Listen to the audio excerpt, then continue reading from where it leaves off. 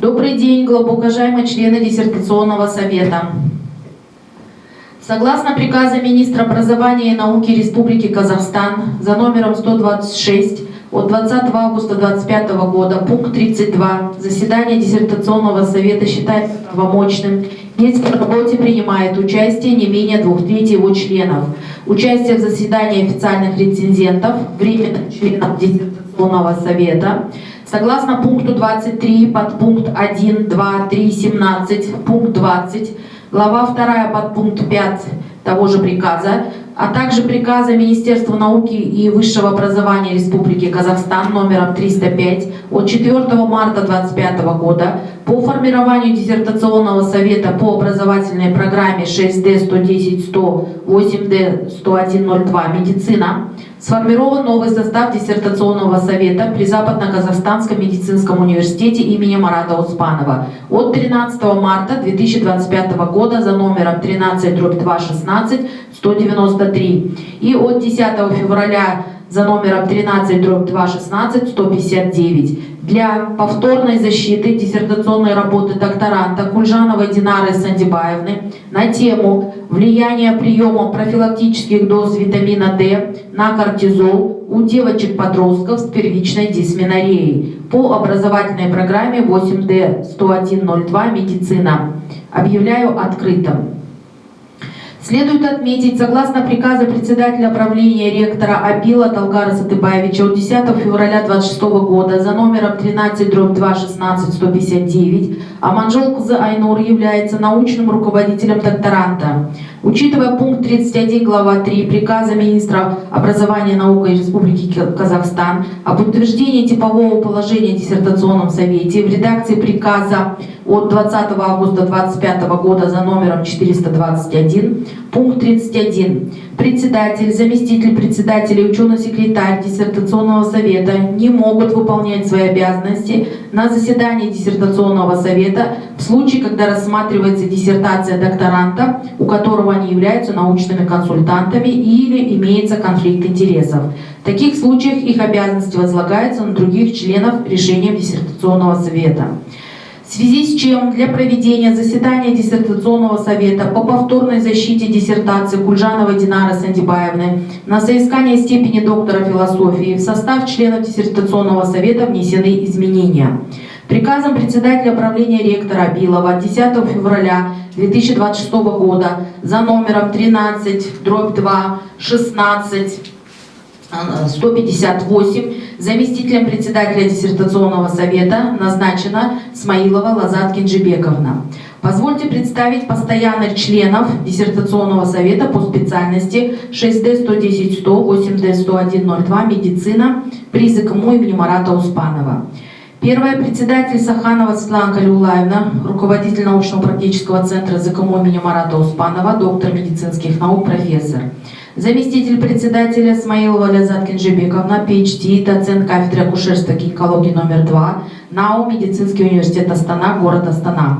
Ученый-секретарь Мусина Айгуль Закариевна, PhD, ассоциированный профессор, доцент кафедры фармакологии, клинической фармакологии ЗКМУ имени Марата Оспанова. Ризаев Жасур Алимджанович, доктор медицинских наук, профессор, ректор Самаркандского государственного медицинского университета, город Самарканд, Республика Узбекистан.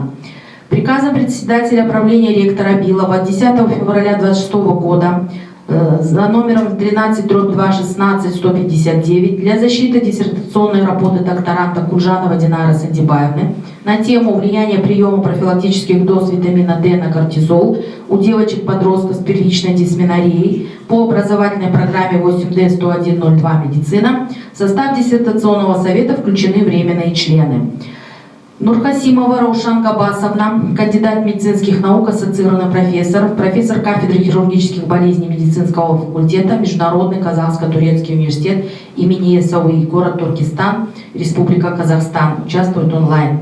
Амирбекова Жанна Тюмебаевна, PhD, ассоциированный профессор, заведующая кафедрой акушерства, гинекологии и перинатологии Карагандинского медицинского университета, город Караганда, Республика Казахстан, участвует онлайн.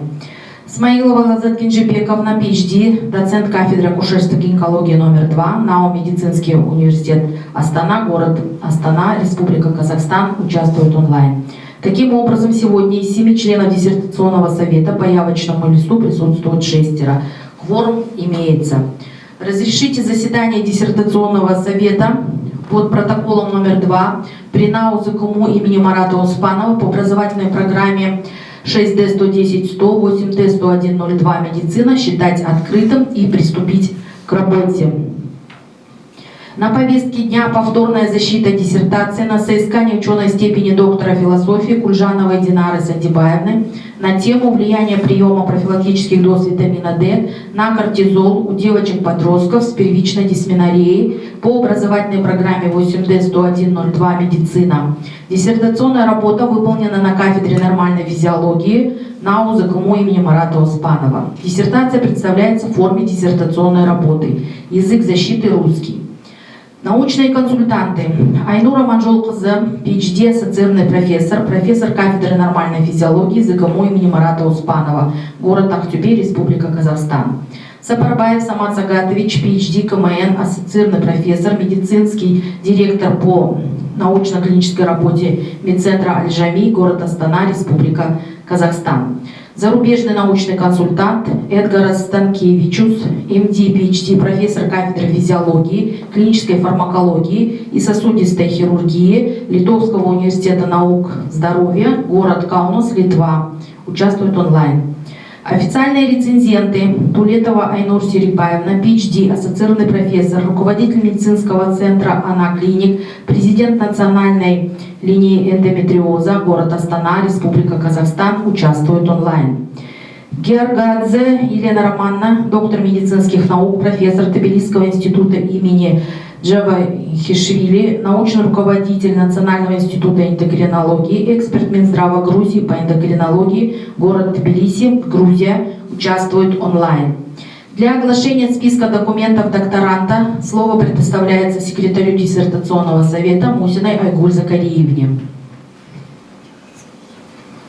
Добрый день, глубоко уважаемый председатель, глубоко уважаемые члены диссертационного совета. В личном деле докторанта Кульжановой Динары Сандибаевны имеется перечень всех документов, соответствующих требованиям Комитета по обеспечению качества в сфере науки и высшего образования Министерства науки и высшего образования Республики Казахстан. Все документы представлены в срок. Разрешите огласить характеристику. Кульжанова Динара Сандибаевна в 2010 году окончила Западно-Казахстанский государственный медицинский университет имени Марата Оспанова по специальности медико-профилактическое дело. С 2021 по 2024 годы обучалась в докторантуре по образовательной программе 8D101-02 «Медицина». В 2019 прошла обучение по программе «Надлежащая клиническая практика» GCP. В 2021 году освоила курс «Публикационный процесс от и до. Руководство для молодых ученых». В 2023 году прошла обучение по программе «Медико-социальные исследования. Основы статистического анализа» на образовательной платформе «Стебик». Активно участвовала в реализации научных проектов. В 2021 году младший научный сотрудник проекта Министерства образования и науки Республики Казахстан под названием «Особенности метаболизма и состояние минеральной плотности костной ткани у девочек-подростков с первичной дисменореей». В 2021-2023 годах научный сотрудник внутривузовского научно-технического проекта под названием «Оценка состояния метаболизма и минеральной плотности костной ткани у девочек-подростков с первичной дисменореей в казахской популяции». И в 2022-2023 годах тема влияния витамина D на нейроэндокринную регуляцию менструального цикла у девочек-подростков с первичной дисменореей. В сентябре 2023 года прошла зарубежную научную стажировку в Литовском университете наук здоровья, город Каунас, Литва, под руководством директора Института физиологии и фармакологии МД, PhD Эдгараса Станкевичуса. В период стажировки приняла участие в международной научной конференции, организованной Федерацией европейских физиологов в городе Таллин, Эстония.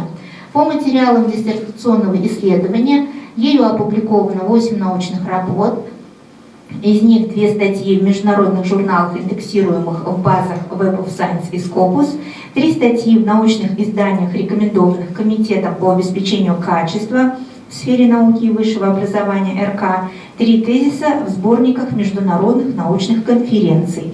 Владеет русским, казахским и английскими языками. Благодарю за внимание.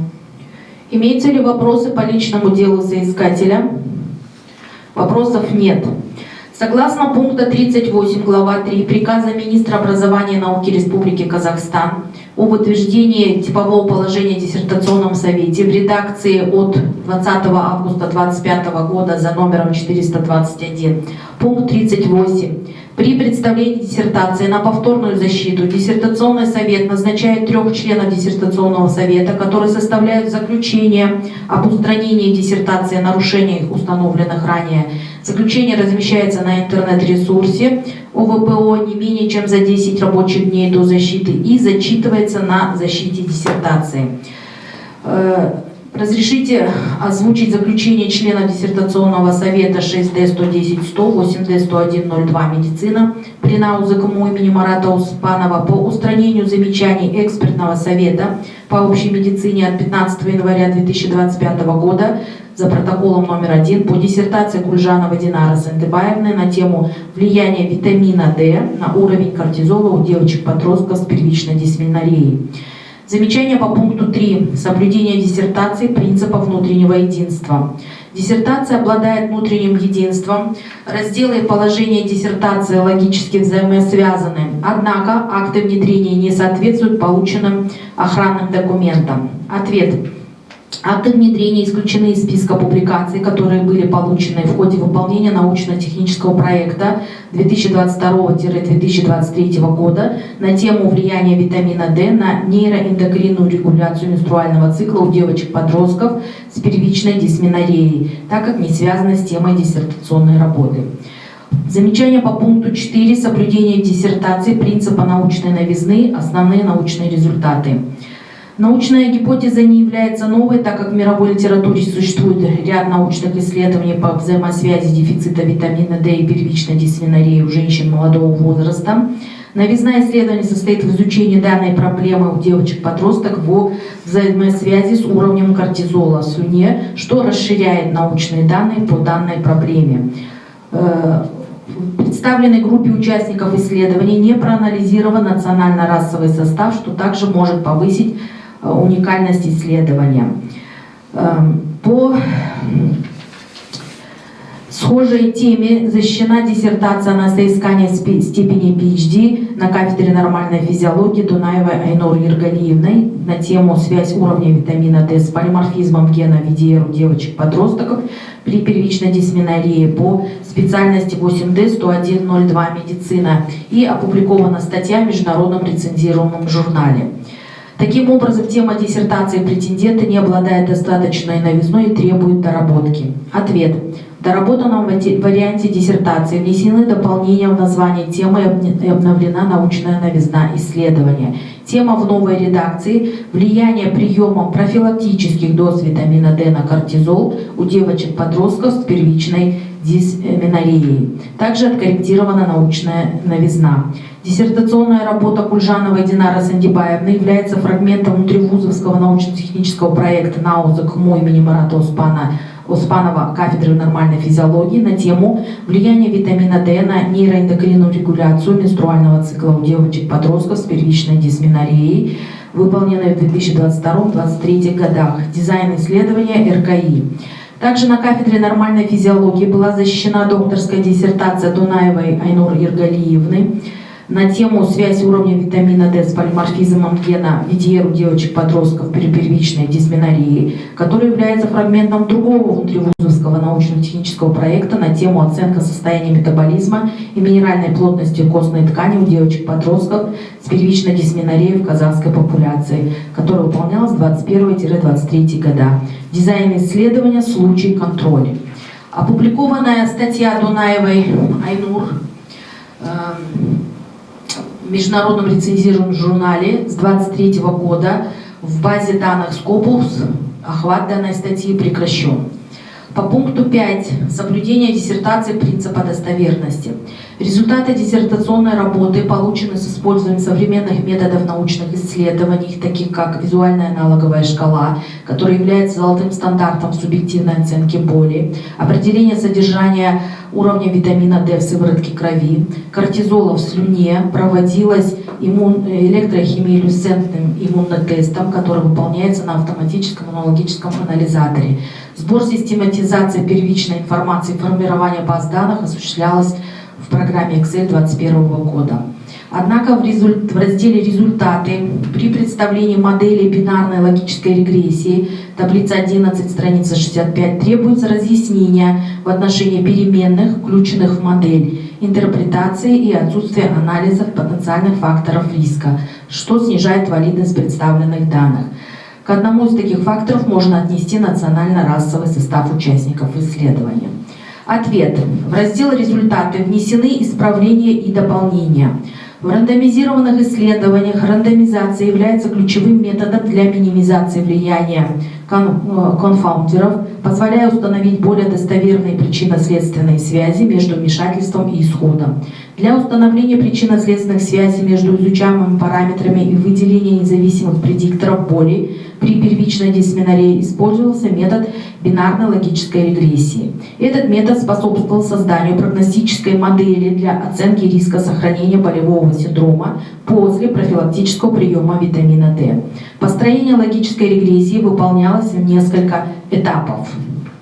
На первом этапе каждая переменная оценивалась индивидуально, что способствовало выявлению предикторов, статистически значимо связанных с наличием болевого синдрома. В однофакторный анализ были включены уровень витамина D, утренний, дневной, вечерний и ночной кортизол, а также дополнительные факторы: возраст, индекс массы тела, длительность менструации и физическая активность. На втором этапе в многофакторную модель были введены переменные, продемонстрировавшие значимые ассоциации в однофакторном анализе. Это дало возможность количественно оценить вклад каждого предиктора в формирование вероятности болевого синдрома с учетом влияния других факторов. Показатели, не продемонстрировавшие статистическую значимость, такие как дневной и ночной уровни кортизола, возраст, индекс массы тела, длительность менструации и физическая активность, были исключены из финальной модели. Для каждого активного предиктора были рассчитаны отношения шансов с 90% доверительным интервалом, что позволило количественно оценить вклад каждого фактора в вероятность сохранения боли. В таблице 11, страница 65, в новой версии таблицы 14 на странице 81 диссертации представлены исправленные данные, характеристики связи предикторов модели с шансами выявления боли и значимость каждого из факторов. В таблице 14 представлены значения нескорректированных и скорректированных шансов с 90% доверительным интервалом. Полученная регрессионная модель статистически значимо отличается от нулевой, что подтверждает адекватность описания данных. При увеличении содержания витамина D на 1 нанограмм на миллилитр после приема профилактических доз витамина D шансы развития боли уменьшались в 1,1 раза. Также при увеличении уровня утреннего кортизола на 1 наномоль на литр шансы выявления боли увеличивались более 1,2 раза. И увеличение уровня вечернего кортизона на 1 наномоль шансы выявления боли увеличились в 1,3 раза после вмешательства. На основании значений регрессионных коэффициентов установлено, что уровни утреннего и вечернего кортизола после приема профилактических доз витамина D демонстрировали положительную ассоциацию с вероятностью выявления боли при первичной дисменории. В то же время содержание витамина D после вмешательства было обратно связано с риском развития боли. Такие предикторы, как уровни дневного и ночного кортизола, а также дополнительные факторы, как возраст, ИМТ и физическая активность, не оказали статистического значимого влияния на исход. Для оценки диагностической ценности модели был проведен анализ рог-кривой. Оптимальная точка отсечения определялась с использованием индекса Юдена, что дало возможность рассчитать чувствительность и специфичность прогностической модели. При данном пороговом значении чувствительность прогностической модели составила 62%, специфичность 76,3%. Дополнительно был проведен линейный регрессионный анализ для анализа влияния приема профилактических доз витамина D на суточный ритм кортизола у девочек-подростков с первичной дисменорией. В качестве независимой перемены анализировалось содержание витамина D в сыворотке крови после профилактического приема витамина D. В качестве зависимых с переменных последовательно анализировались уровни кортизона в слюне – утренний, дневной, вечерний и ночной. Использование линейной регрессии дало возможность количественно оценить направление, положительное или отрицательное, и силу связи между уровнем витамина D и суточными колебаниями кортизола. Для каждой модели были рассчитаны показатели статистической значимости и коэффициенты, отражающие степень влияния независимой переменной на зависимую. Анализ осуществлялся как для отдельных временных точек утренний, дневной, вечерний, ночной кортизол, так и для выявления общих закономерностей циркадного ритма секреции кортизола и зависимости от содержания витамина D. Данный подход позволил установить, какие периоды суток наиболее подвержены влиянию витамина D и определить степень влияния на уровень кортизола в слюне. Линейный регрессионный анализ использовался для проверки гипотезы о связи между уровнем витамина D и изменениями суточного ритма кортизола, что дополняло результаты логистической регрессии и обеспечило более полное понимание механизмов действия профилактических доз витамина D. Оценка влияния этнического фактора не входила в задачи настоящего исследования, в связи с чем переменная национальной принадлежности не была включена в регрессионный сравнительный статистический анализ. Это также позволило избежать потенциальной стратификации малых подгрупп, что могло бы снизить статистическую мощность и исказить результаты. Таким образом, исключение переменной расово-национальной принадлежности из модели не повлияло на достоверность или обоснованность статистических выводов, а также соответствует цели и дизайну данного исследования. Замечание по пункту 6. Соблюдение диссертации принципа практической ценности. Диссертация имеет практическое значение. Результаты диссертации внедрены в виде лекций, семинаров средней школы города Ахтубе. Акты внедрения получены на предложение влияния витамина D на особенности нейроэндокринной регуляции менструального цикла у девочек-подростков с первичной дисменорией, что не совпадает с наименованием охранных документов автора, а также нарушает правила публикации в журнале в разделе «Информация для авторов». Для внедрения в практику предлагается патент РК «Способ диагностики первичной дисменории у девочек-подростков». Данный патент не соответствует целям, задачам и результатам, изложенным в диссертации. Свидетельство о государственной регистрации прав на объект авторского права и соответствует со статьей с одноименным названием. Таким образом, у претендента нет взаимосвязи между дизайном и результатом научного исследования с одной стороны и охранными документами и актами внедрения с другой стороны. Ответ. В доработанной версии диссертации патент РК на полезную модель «Способ диагностики первичной дисменории у девочек-подростков» за номером 743 от 29 апреля 2022 года исключен из списка приложений диссертации публикаций. Свидетельство о государственной регистрации прав на объект авторского права за номером 40234 от 7 ноября 2023 года аннулирован из Государственного реестра прав на объекты, охраняемые авторским правом, от 19 декабря 2025 года. Статья исключена из списка публикаций в связи с тем, что данный журнал с 2025 года не индексируется в базе данных Scopus и Web of Science. Охранные документы и акты внедрения исключены из списка приложений и публикаций. Взаимосвязь между дизайном и результатами научного исследования были отражены корреляционными регрессионными анализами. Выявленное отличие в исходе между группами с наибольшей вероятностью связано с самим вмешательством, а не с влиянием других факторов. В доработанном варианте диссертации дизайн исследований полученные результаты взаимосвязаны и подтверждены публикациями. Замечание по пункту 7. Раздел «Определение» содержит стилистические орфографические ошибки, требует доработки до соответствия уровня научного академического письма. Ответ. Раздел «Определение» переработан, термины приведены в соответствие академическому стилю, орфографические и стилистические ошибки устранены, предложенные формулировки были включены. Заключение подписано председателем диссертационного совета ДМН профессором Сахановой, постоянным зарубежным членом диссертационного совета ДМН профессором Рязаевым, ученым-секретарем диссертационного совета PhD с профессором Мусиной. Для изложения основных положений диссертационной работы слово предоставляется докторанту. Вам 15 минут для изложения положений диссертационной работы.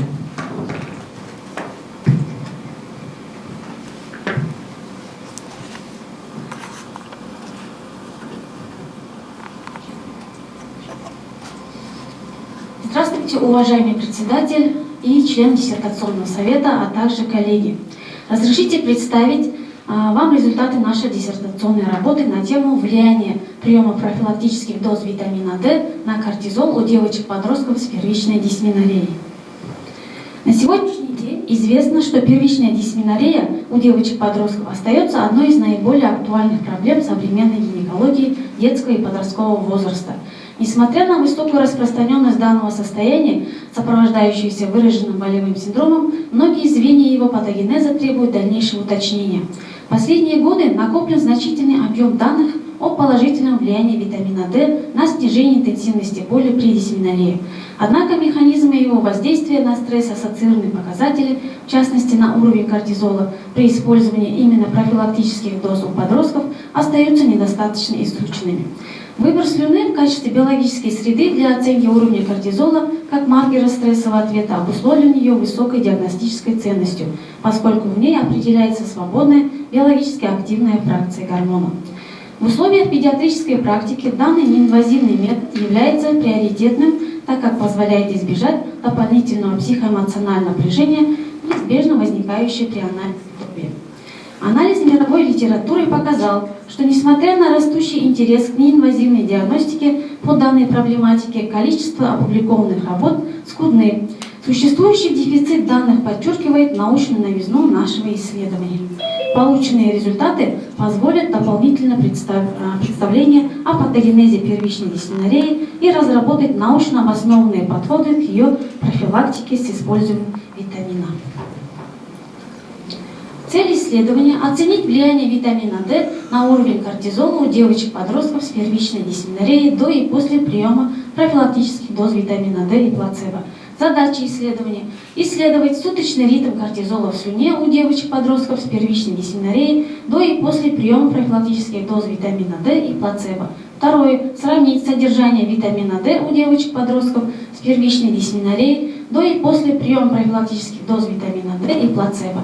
Третье – изучить взаимосвязь профилактического приема витамина D с суточным уровнем кортизола и интенсивностью боли у девочек-подростков с первичной дисменореей.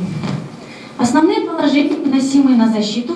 Первое, установлено, что профилактический прием витамина D девочками и подростками с первичной дисменореей не нарушает физиологический суточный ритм секреции кортизола, однако способствует благоприятной тенденции к снижению его уровня в утренние и вечерние часы, что ассоциировано со снижением болевого синдрома в течение дня.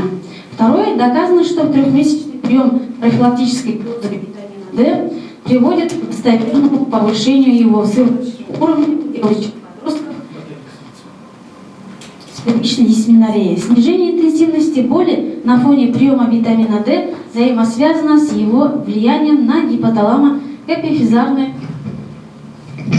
надпочечник, что проявляется в выявленных корреляционных связях уровнем кортизола с витамином D и интенсивностью боли при первичной дисменорее. Третье, доказано с помощью регрессионного анализа, что уровень витамина D является независимым защитным фактором в отношении болевого синдрома при первичной дисменорее, в то время как повышенные уровни утреннего и вечернего кортизола выступают достоверными факторами риска усиления боли.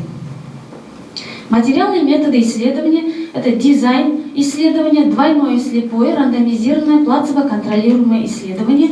Объектом исследования явились девочки-подростки с первичной дисменореей в возрасте 13-16 лет.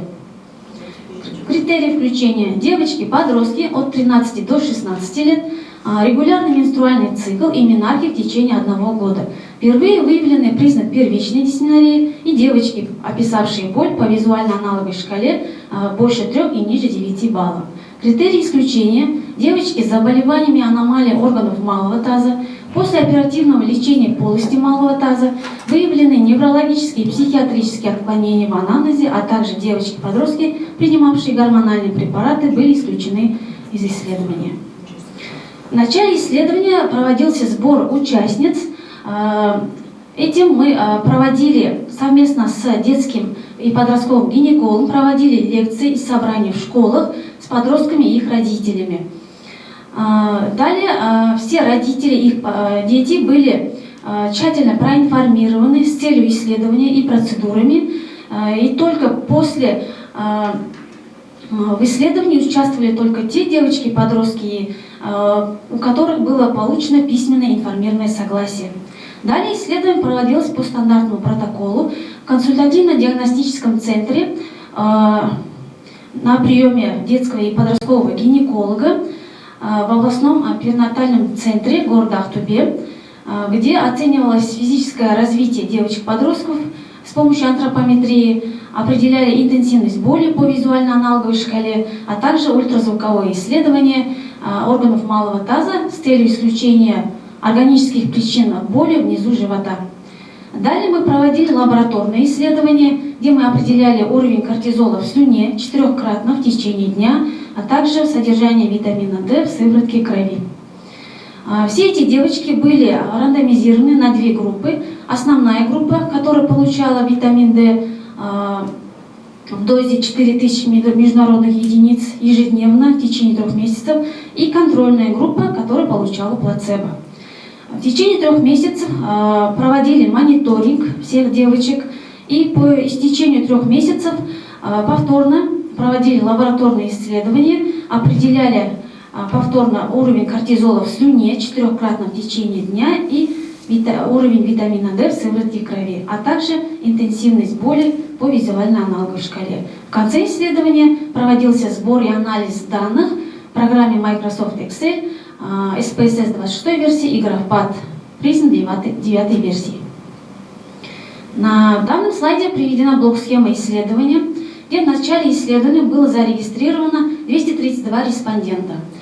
Из них было после отбора по критериям включения и исключения, а также с учетом отказов от исследования, вначале было исключено 41 девочек-подростков. В итоге в исследовании участвовало 191 девочек-подростков, которые были рандомизированы на 2 группы. В основной группе, принимавшей витамин D, составило 96, и в контрольной группе, принимавшей плацебо, составило 95 девочек-подростков. В течение 3 месяцев исследования из основной группы были исключены 9, из контрольной группы было исключено 14 девочек-подростков.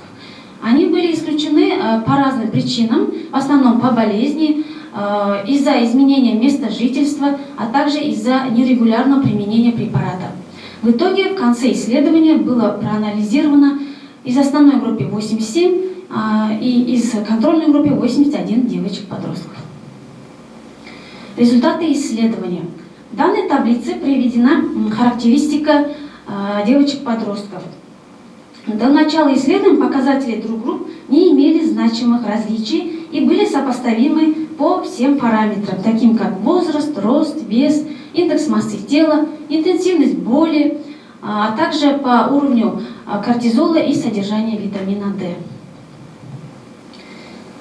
Следующее. Сравнительный анализ суточного ритма кортизола в основной и контрольной группах до и после приема профилактических доз витамина D показал, что в основной группе наблюдалось снижение утреннего кортизола с 14,8 до 12,8 наномоль на литр и вечернего кортизола с 3,8 до 3,1 наномоль на литр.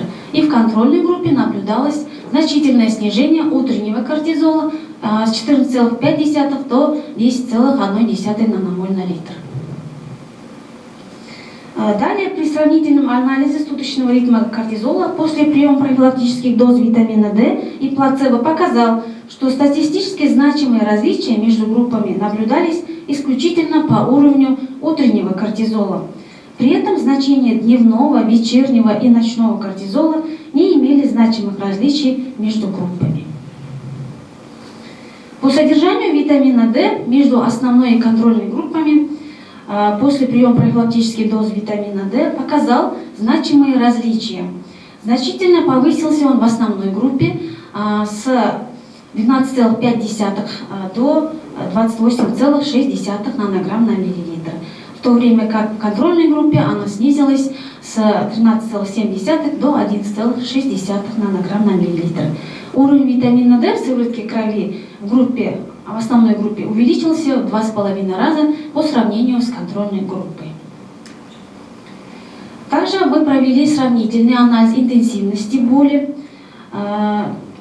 который показал, что после 3 месяцев приема витамина D и плацебо в обеих группах наблюдалась тенденция к снижению интенсивности боли.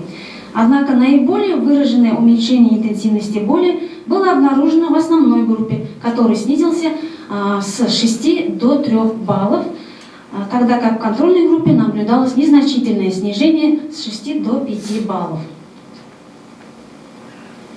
В данном слайде показан корреляционный анализ, где в основной группе после приема профилактических доз витамина D выявлены заметные и умеренные положительные корреляционные связи между уровнем утреннего, вечернего и ночного кортизола с интенсивностью боли, что подтверждает динамику изменений суточного ритма кортизола на протяжении суток в зависимости от интенсивности боли. В следующем корреляционном анализе выявлено умеренные и слабые отрицательные корреляционные связи между уровнем кортизола в слюне и содержанием витамина D. Чем выше был уровень витамина D в сыворотке крови, тем ниже был уровень утреннего и дневного кортизола в слюне. Для оценки влияния приема профилактических доз витамина D был проведен линейный регрессионный анализ, в котором уровень кортизола рассматривался как зависимая переменная, а содержание витамина D как независимые. Полученная зависимость характеризовалась статистически значимой прямой умеренной корреляционной связью. Повышение уровня витамина D в сыворотке крови на 1 нанограмм на миллилитр сопровождалось снижением утреннего кортизола в слюне на 0,37 наномоль на литр.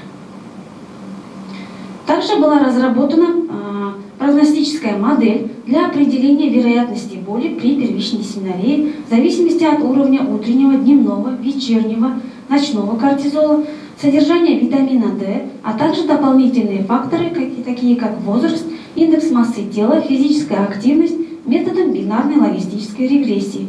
Такие предикторы, как уровни дневного и ночного кортизола, также возраст, индекс массы тела, длительность менструации и физическая активность не оказали статистически значимого влияния на исход.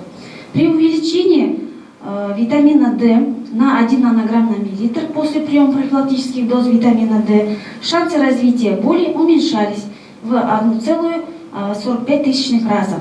Также при увеличении уровня утреннего кортизола на 1 наномоль на миллилитр шансы выявления боли увеличивались в 1,93 раза, и увеличение уровня вечернего кортизола на 1 наномоль на литр шансы выявления боли увеличивались в 1,225 раза. На основании значения регрессионных коэффициентов установлено, что уровни утреннего и вечернего кортизола после приема профилактических доз витамина D демонстрировали положительную ассоциацию с вероятностью выявления боли при первичной дисменорее. В то же время содержание витамина D после вмешательства было обработано, связано с риском развития боли.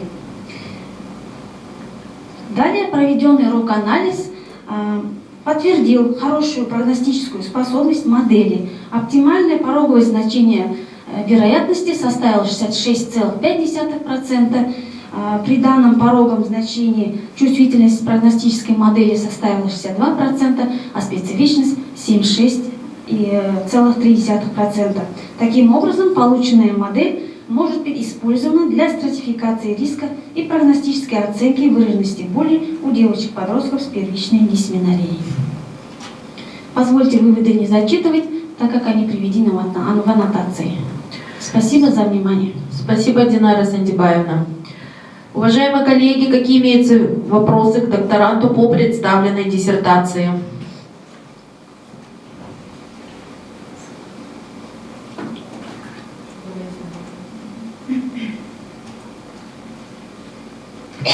Уважаемые коллеги, пожалуйста.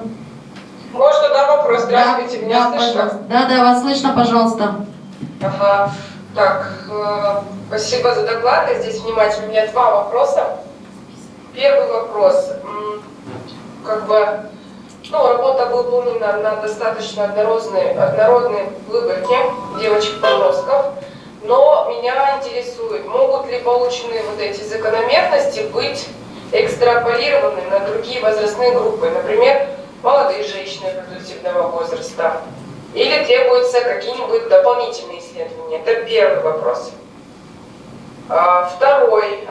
Вот этих при интерпретации результатов регрессионного анализа автором были выделены независимые предикторы болевого синдрома. Учитывались ли в модели такие потенциально значимые факторы, как психоэмоциональный статус пациенток, само характер питания, не учитывая ли вы это, автор? Спасибо за вопрос.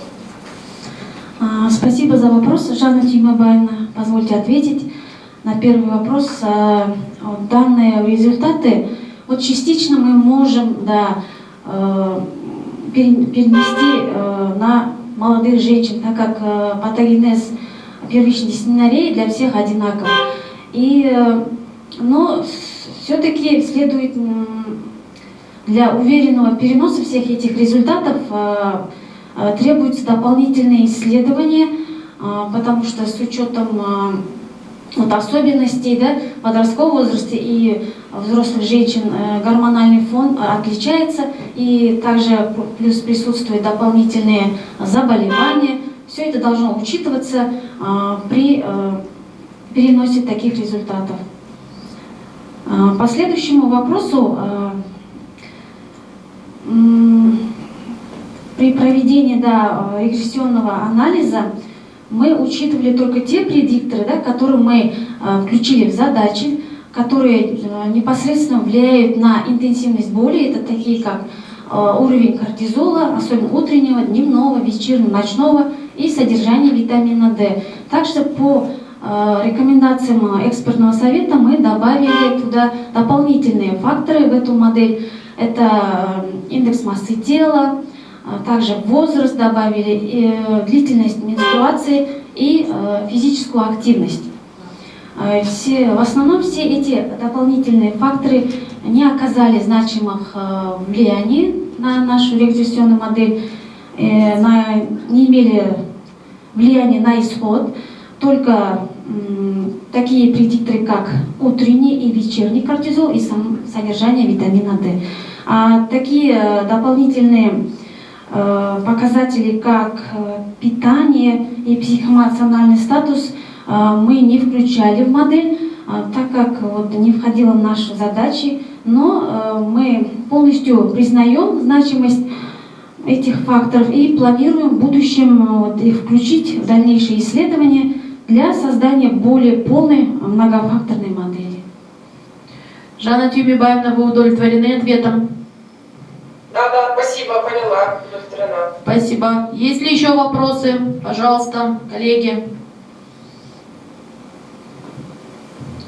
Раушан Габасовна, пожалуйста.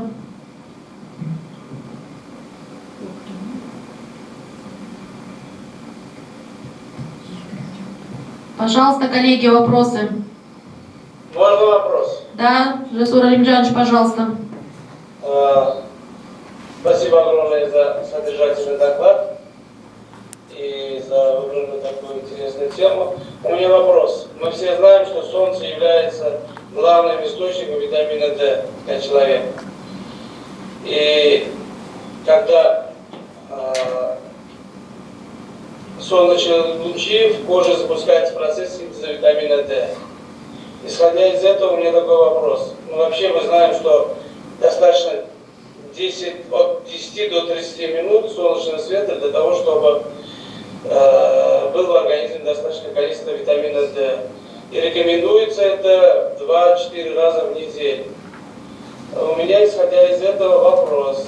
Учитывали ли вы сезонность, когда солнечные лучи бывают по интенсивности разными, И учитывали ли сезонность и время года для проведения лечения и для профилактических доз витамина D? Спасибо. Спасибо за вопрос, Жасур Алимжанович. Да, конечно, мы учитывали сезонность, так как все лабораторные исследования мы проводили в летний период с июня по сентябрь месяц. Проводили сбор уровня кортизола и витамина D в сыворотке крови. И несмотря на то, что это летний сезон и солнечная погода, у всех девочек-подростков, в основном у всех, наблюдался дефицит и недостаточность витамина D. И поэтому никаких значимых различий между сбором анализа крови и по содержанию витамина D различий не было между девочками. Спасибо. Жасур Алимжанович, вы удовлетворены ответами? Спасибо. Спасибо. Коллеги, есть ли еще вопросы?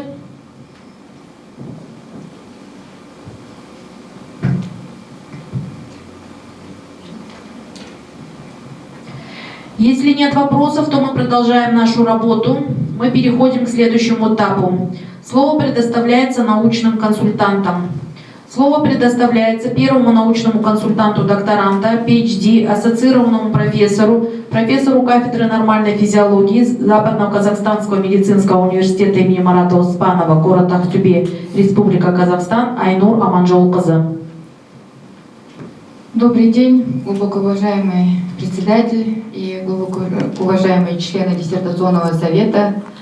Разрешите зачитать отзыв консультанта о работе докторской диссертации «Влияние приема профилактических доз витамина D на кортизол у девочек-подростков с первичной дисменорией», представлено к защите, повторной защите на заискание ученой степени доктора философии по научному направлению 8D 110-100 медицина. Докторант Кульжанова Динара Сандыбаевна проявила высокую степень самостоятельности в планировании и проведении исследования, активно участвовала во всех этапах работы, от разработки методологии до анализа полученных данных. Докторант активно участвовал в научных конференциях и семинарах, где представляла свои результаты докторского исследования. Она продемонстрировала отличные навыки устной и письменной научной коммуникации. За время работы над докторской диссертацией докторант обнаружил высокую степень самостоятельности как в аналитической части исследования, так и в общих вопросах планировки материала, в обзоре многочисленных зарубежных и отечественных источников. Динара Сандыбаевна проходила стажировку в Литве, работала библиотекой Литовского университета наук здоровья, где благодаря свободному владению английским языком освоила огромный материал, литературу по теме диссертации. Динара Сандыбаевна продемонстрировала высокий уровень профессионализма и научной компетентности при выполнении диссертационного исследования данной темы. Докторант продемонстрировал глубокое понимание физиологических механизмов, лежащих в основе взаимосвязи между витамином D, уровнем кортизола и менструальным циклом. Впервые в Казахстане было проведено комплексное исследование по дизайну рандомизированного контролируемого двойное слепое клиническое исследование влияния профилактической дозы витамина D на течение первичной дисменории у девочек-подростков. В рамках исследования были оценены кортизол в слюне, а также уровни 25OH витамина D в сыворотке крови, что позволило установить новые взаимосвязи между дефицитом витамина D, интенсивностью менструальных болей и суточным ритмом кортизола. Полученные результаты расширяют наши знания о роли витамина D в патогенезе первичной дисменории и открывают новые перспективы для разработки эффективных методов профилактики, алгоритм лечения этого распространенного заболевания среди детей и подростков, девочек. Докторант активно участвовал в подготовке публикаций по результатам исследования, что свидетельствует даже на повторную защиту. Она заново опубликовала 4 новых публикации, научных публикаций. И это свидетельствует о ее стремлении поделиться полученными знаниями с научным сообществом. С учетом продемонстрированных вышеизложенных результатов, автор работы Кульжанова Динара Сандыбаевна безусловно достойна к защите диссертации и присуждению степени доктора философии PhD. Ее работа является значимым вкладом в развитие современной медицины и открывает новые перспективы для дальнейших исследований детской гинекологии. Спасибо за внимание. Спасибо, Айнур Манжолқызы, за предоставленный отзыв. Слово предоставляется второму научному консультанту докторанта, медицинскому директору по научно-клинической работе медицинского центра Аль-Джами, PhD, КМН, ассоциированному профессору Самату Сагатовичу Сапарбаеву. Глубоко уважаемый председатель, уважаемые члены диссертационного совета, позвольте зачитать отзыв на диссертационную работу Кульжановой Динары Сандыбаевны «Влияние приема профилактических доз витамина D на кортизол у девочек-подростков с первичной дисменореей», представленной на соискание степени доктора философии PhD по научному профилю 8D 110-100 медицина. В ходе выполнения диссертационного исследования Кульжанова Динара Сандыбаевна продемонстрировала высокий уровень научной квалификации, зрелость и способность к самостоятельной исследовательской деятельности. Проявила активную инициативу на всех этапах работы, от выбора актуальной научной проблемы и разработки методологии до проведения эксперимента, сбора данных и их статистического анализа. Продемонстрировала фундаментальные знания патофизиологии первичной дисменории, эндокринологической роли витамина D в сложных взаимосвязях в системе витамина D, кортизол, болевой синдром. В рамках внутривузовского гранта качественно и в полном объеме выполнила все запланированные задачи, достигнув цели исследования.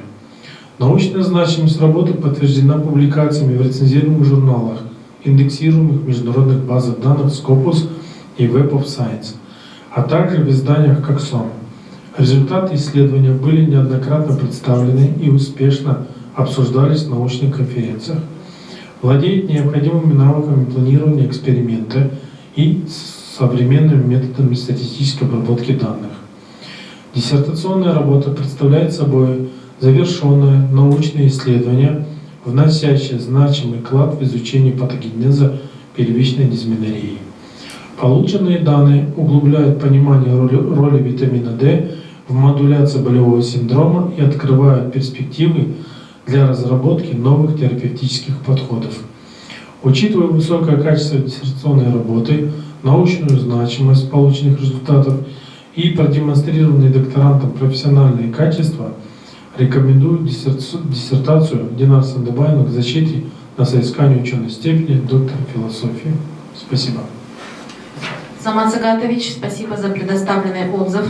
Слово предоставляется зарубежному научному консультанту докторанта, профессору кафедры физиологии и фармакологии, сосудистой хирургии Литовского университета наук о здоровья, МД, PhD профессору Эдгару Станкевичусу. Пожалуйста.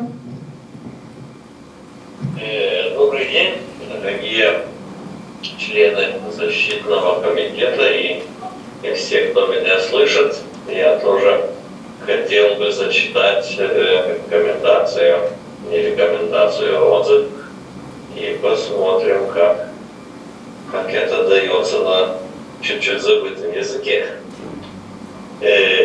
Кульжанова Динара Сандыбаевна зарекомендовала себя как высокомотивированный, инициативный и перспективный исследователь, который был у нас в университете, и мы с ней и общались, и работали не только на удаленном формате.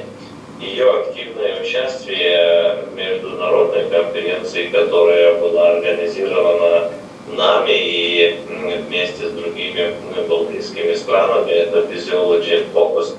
Это, чтобы уточнить, конференция была не только университетская, это была конференция, организована балтийскими странами, и приглашалась вся Европа. Так, на самом деле работа была представлена где-то до 500 собранных участников с разных стран.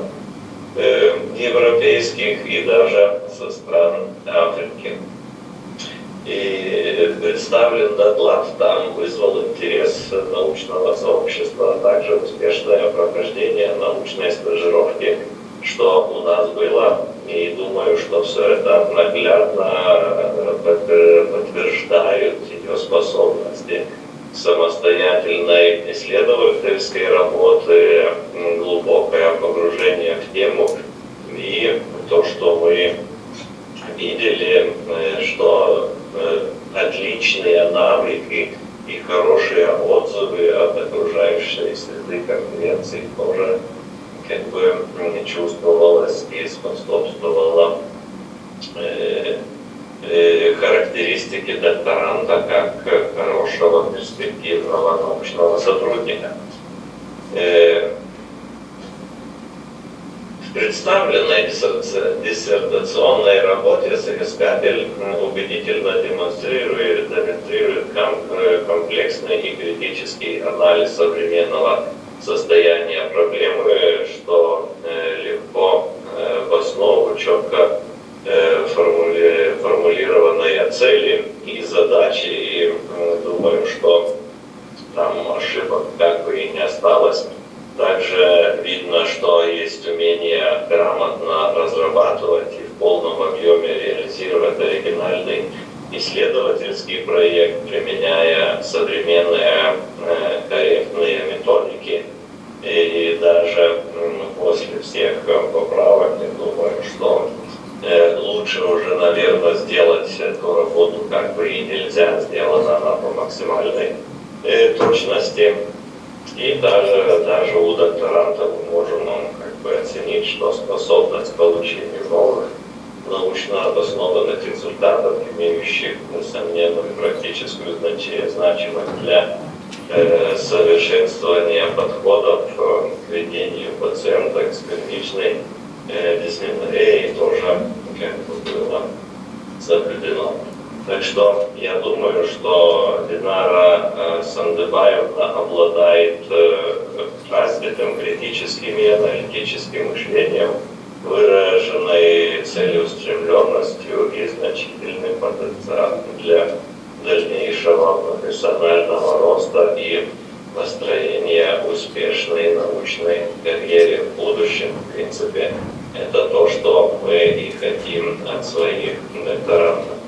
А по моему мнению, диссертационная работа выполнена на высоком научно-методическом уровне, полностью соответствует всем требованиям, предъявленным диссертациям на соискание степени доктора философии или PhD. И я думаю, что как бы на сей раз эта защита все равно пройдет успешно, и бывшие какие-то недостатки успешно устранены. Спасибо за внимание. Спасибо, профессор, за предоставленный отзыв. Слово предоставляется первому официальному рецензенту, PhD, ассоциированному профессору, руководителю медицинского центра АНА Клиник, президенту национальной линии эндометриоза, город Астана, Республика Казахстан, Тулетовой Айнур Серикбаевне. Здравствуйте, уважаемые коллеги, глубоко уважаемый председатель, уважаемые члены диссертационного совета. Позвольте зачитать отзыв официального рецензента на диссертационную работу Кульжановой Динары Сандыбаевны на тему влияния биопрофилактических доз витамина D на кортизол у девочек-подростков с первичной дисциплинарой по образовательной программе 8D-10102 медицина на соискание учебной степени. Итак, по критериям. Первый критерий – тема диссертации. Основная научная исследовательская работа была выполнена в рамках Вузовской научно-технического проекта на тему влияния витамина D на нейроэндокринную регуляцию менструальных циклов у девочек-подростков с первичной дисминореей, поддержанной Западно-Казахстанским медицинским университетом имени Марата Успанова приказом номер 13/218 от 3 марта 2022 года.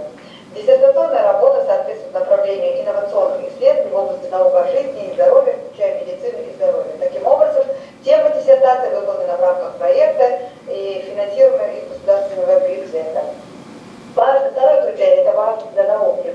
Научная работа представляет ценность, так как ее итоги расширяют понимание роли профилактического приема витамина D в регуляции кортизола и облегчении боли у девочек-подростков с первичной дисменореей. Выявленные закономерности дают практическим врачам дополнительный инструмент для своевременного доклинического обследования и выбора профилактических мер. Следовательно, применение профилактической дозы витамина D можно рассматривать как перспективный метод комплексной терапии для уменьшения выраженности болевого синдрома при первичной дисменорее у девочек-подростков. Таким образом, важная для науки, она здесь хорошо раскрыта и вносит существенный вклад в науку. Третий критерий – принцип самостоятельности. Демонстрируется высокий уровень исследовательской самостоятельности. Диссертант осуществил весь цикл исследования от разработки методики отбора участников и получения необходимых согласий до проведения лабораторных анализов, статистической обработки данных и интерпретации полученных результатов. Литературный обзор довольно актуальными источниками, что подтверждает глубокую проработку современных проблем. В главе введения обоснована актуальность выбранной темы исследования, четко сформулированы цели и задачи работы. Особое внимание уделено изучению влияния приема профилактической дозы витамина D на случай кортизола у девочек-подростков с первичной дисменореей. Несмотря на значительный объем исследований, посвященных роли витамина D в организме человека, данное его влияние на уровень кортизола именно в этой возрастной группе остается недостаточно изученным. В новой редакции темы диссертации внесено уточнение. Влияние приема профилактической дозы витамина D на кортизол у девочек-подростков с первичной дисменореей. Предыдущая версия звучала влияние витамина D на уровень кортизола у девочек-подростков с первичной дисменореей. Содержание диссертации полностью соответствует заявленной теме и демонстрирует глубокий анализ существующих научных данных о влиянии приема профилактической дозы витамина D на уровень кортизола у девочек-подростков. Примененный дизайн исследования двойное, слепое, рандомизированное, плацебо-контролируемое исследование и использованные методы обеспечили высокую достоверность полученных результатов. Выводы диссертации логически вытекают из проведенных анализов данных и позволяют сделать обоснованное заключение. В разделе «Цели и задачи» исследования внесены терминологические уточнения, обобщающие понятие вмешательства, замененных утверждением приема профилактической дозы витамина D. Профилактической дозы витамина D на состояние девочек-подростков с первичной дисменореей. В ходе исследования были обсуждены динамика изменения суточного ритма кортизола и интенсивности боли, а также выявлены взаимосвязи между суточным ритмом кортизола, уровнем витамина D и интенсивностью боли до и после приема профилактической дозы витамина D. Все разделы положения диссертации образуют единую логическую структуру, полученные результаты последовательно вытекают друг из друга. Структура исследования тщательно продумана, включает цель, задачи, обзор литературы, методику, результаты и выводы. Исследование влияния приема профилактической дозы витамина D на кортизол у девочек-подростков с привычной дисменореей демонстрирует внутренняя логическая интуиция и достоверность полученных результатов. Автор провел глубокий анализ исследования о влиянии приема профилактической дозы витамина D на уровень кортизола у девочек-подростков с первичной дисменореей. В диссертации представлен обзор литературы и оригинальные данные, подтверждающие положительное влияние профилактической дозы витамина D на снижение уровня кортизола и интенсивности боли при первичной дисменорее. Автор не только демонстрирует статистическую значимость полученных результатов, но и объективно оценивает случаи отсутствия различий между групп. Пятый критерий – принцип научной новизны. С учетом рекомендаций экспертного совета проведена доработка раздела «Результаты». Даны подробные разъяснения по составу переменных, включенных в регрессионную модель, что позволило уточнить и расширить представленные результаты регрессионного анализа. Новизна исследования была исправлена в связи с замечаниями экспертного совета. Новизна исследования заключается в том, что впервые в Казахстане проведено двойное слепое рандомизированное плацебо-контролируемое исследование с применением профилактической дозы витамина D среди девочек-подростков с первичной дисменореей возраста 12-16 лет. Оценен суточный ритм кортизола в следе 14 в течение суток до и после трехмесячного приема профилактической дозы витамина D и плацебо у девочек-подростков с первичной дисменореей. И изучено влияние приема профилактической дозы витамина D на суточный ритм кортизола, также его взаимосвязь с интенсивностью боли среди обследованных девочек. С учетом замечаний экспертного совета, пункты 3 и 6 по диссертационной работе, список публикаций и приложений диссертации, 14 научных печатных работ, из них были исключены одна статья в журнале European Review for Medical and Pharmacological Science, 78%, один патент на полезную модель РК, одно авторское свидетельство и 5 актов внедрения, один постерный тест, а также одна статья опубликована в научных изданиях Международным комитетом по обеспечению качества качества в области науки Республики Казахстан. Новый список публикаций дополнен 4 статьями. 2 оригинальных, 2 обзорных.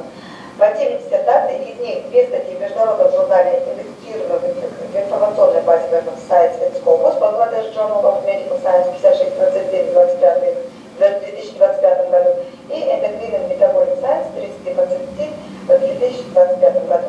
3 статьи в научной журнале, рекомендованных Комитетом по обеспечению качества области науки Республики Казахстан Reproductive Medicine и Астана Medical Journal. 3 тезиса в сборниках международных конференций, всего научных печатных работ 8. Выводы, полученные в результате проведенного исследования, представлены логично и содержат достаточную степень новизны. Результаты исследований могут быть использованы государственными органами при разработке стандартных протоколов диагностики и лечения дисфенории у девочек и подростков с дефицитом витамина D. Диссертационная работа представляет собой оригинальные исследования, посвященные изучению влияния приема профилактической дозы витамина D на уровень кортизола у девочек и подростков с первичной дисфенорией. 6-й критерий – обоснованность основных выводов. Выводы диссертации скорректированы после дополнения раздела результатов регрессионного анализа. Все выводы логических исследований и результатов исследований подкреплены статистически значимыми данными и являются полностью обоснованными. Первый вывод базируется на данных о сохранении суточного ритма кортизола у всех обследованных девочек и подростков, отсутствие значимых группах объективной стабилизации, зафиксированная тенденция к снижению уровня кортизола в основной группе, которая проявляется в виде интенсивности боли. Второй вывод доказан прямыми лабораторными данными. После приема витамина D его уровень в основной группе значимо превышал показатели группы плацебо, что подтверждает эффективность вмешательства и служит основой для дальнейшего анализа. И третий вывод имеет наиболее весомое доказательное значение, поскольку основан на корреляционном и регрессионном анализе, выявленные связи между кортизолом, витамином D и болевым синдромом, а также регрессионной модель, количественно оценившая вклад каждого фактора в риск развития боли, полностью подтверждает сделанные заключения. 7-й критерий – основные положения, выносимые на защиту. Все положения, вынесенные на защиту, исправлены в соответствии с результатами исследований, являются доказанными, логически взаимосвязанными и в равной степени обладают научной новизной. Представленные результаты нетривиальны и имеют широкие перспективы для внедрения в клиническую практику при ведении девочек, подростков с первичной дисфенорией. Основные результаты по данному фрагменту работы опубликованы в рецензируемых изданиях и опробированы на конференциях. Таким образом,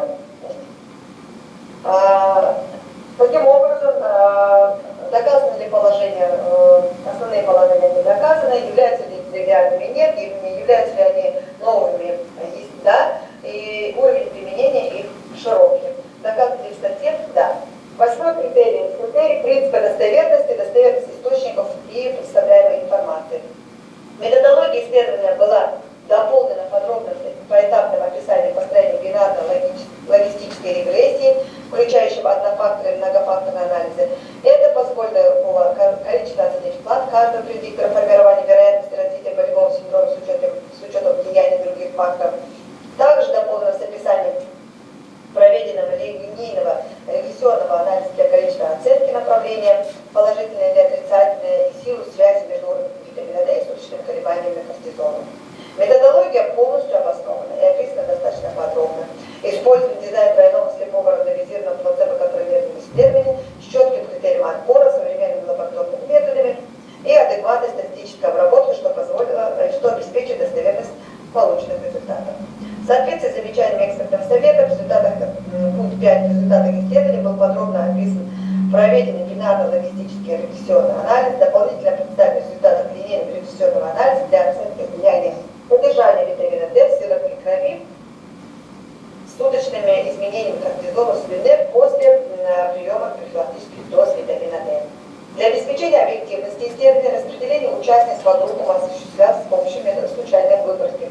С использованием специализированного программного обеспечения была сгенерирована случайная последовательность, определившая принадлежность каждой девочки к основной или контрольной группе. Сбор, систематизация первичной информации и формирование базы данных осуществлялся в МС-Excel 2021. Статистическая обработка и графическое направление результатов исследования осуществлялась с помощью программы SPSS-26 и GraphQL. Представленные в диссертации теоретические выводы и выявленные закономерности, имеют надежное экспериментальное обоснование. Вывод о сохранении суточного ритма кортизола обоснован прямым измерением его уровня всех участниц. Выявленные взаимосвязи между кортизолом, витамином D и интенсивностью были подтверждены статистически значимыми корреляциями. Разработанная регрессионная модель количественно оценивающая вклад витамина D как защитного фактора, а кортизола как фактора риска развития боли базируется на экспериментальных данных и имеет надежное статистическое обоснование. Таким образом, все эти теоретические положения, опирающиеся на фактические материалы, современные методы анализа, подтверждают его их достоверность.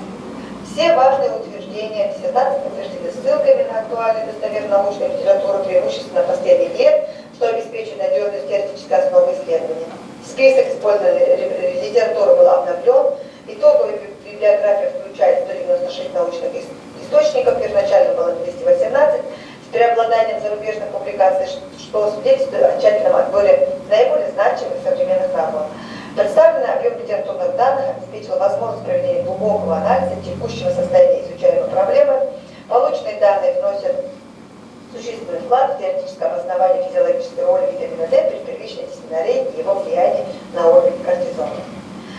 Девятый принцип практической значимости. Результаты исследований могут быть непосредственно использованы в работе педиатров, подростков, подростковых гинекологов, семейных врачей для оптимизации профилактики лечения первичной дисменории, обоснованно целесообразность определения уровня витамина D и кортизола как дополнительных критериев обследования, а также предложен конкретный метод профилактики. Это прием витамина D в дозе 4000 единиц. Диссертация четко обоснована, почему 4000 международных единиц, что позволяет внедрить полученные данные в клинические протоколы и реальную практику здравоохранения. Результаты исследования создают основу для внесения обоснованных дополнений и изменений действующего протокола ранней диагностики, профилактики и лечения первичной дисменории девочек подростков. Включение профилактической дозы витамина D с учетом полученных данных может стать важным компонентом как первичной профилактики, так и комплекса терапии болевого синдрома при данной патологии. 10-й критерий – качественное написание и оформление. Диссертационное исследование состоит из традиционных разделов: введение, описание материалов, методов и представление результатов обсуждения, заключения, практических рекомендаций, библиографии и приложений. Структура работы логичная, последовательная, от постановки целей до задач, к описанию методологии, представлению полученных данных и интерпретации в контексте существующих научных зданий. 11. Замечание к диссертации. В ходе рецензирования диссертационной работы возникает следующий вопрос, требующий пояснения диссертанта в качестве научной дискуссии. Авторам убедительно доказано положительное влияние витамина D на снижение болевого синдрома. Хотелось бы уточнить, изучалось ли продолжительность сохранения достигнутого эффекта после окончания трехмесячного курса приема витамина D и планируется ли наблюдение за отдаленными результатами. 12-й критерий – научный уровень статей докторантов по теме исследований. Научные публикации по теме диссертации отличаются высоким научным уровнем и актуальностью, так как докторант после устранения замечаний экспертного совета опубликовал на пользователя еще 4 статьи. Работа опубликована в журналах, включенных в международные базы, освещает ключевые аспекты исследований, взаимосвязь витамина D, кортизол, интенсивности боли при первичной дисменорее у девочек-подростков. Представленные статьи содержат оригинальные данные, полученные с использованием современных методов статистического анализа. Название публикации соответствует содержанию диссертации, а их научный уровень подтверждает обоснованность выносимых на защиту положений. 13-й критерий – это решение официального рецензента.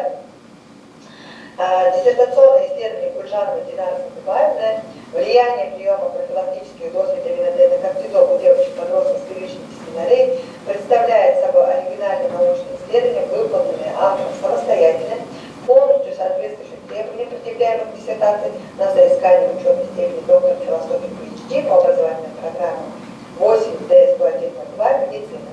Ходатайствует перед комитетом для присуждения доктората степени доктора философии PhD. Спасибо за внимание. Спасибо. Слово предоставляется докторанту для ответа по замечаниям рецензента и выводы по их рекомендациям. Благодарю Айнур Серикбаевну за предоставленный положительный отзыв. Позвольте ответить на вопрос. В нашем исследовании по дизайну предполагалась только непосредственно оценка влияния витамина D после завершения вмешательства. И поэтому